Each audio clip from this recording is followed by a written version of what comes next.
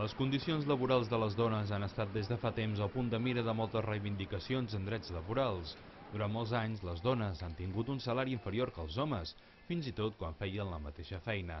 En ple segle XXI, i quan sembla que homes i dones haurien de tenir una major equiparació laboral, les dades demostren justament el contrari al conjunt de la Unió Europea, però també per a les treballadores de la demarcació de Girona. Fent un cop d'ull a les dades recollides per l'Agència Tributària l'any passat, a partir de les declaracions de la renda del 2010, queda palès que les dones gironines cobren de mitjana fins a prop d'un 27% menys que els homes, que en xifres absolutes suposa fins a 4.300 euros de diferència.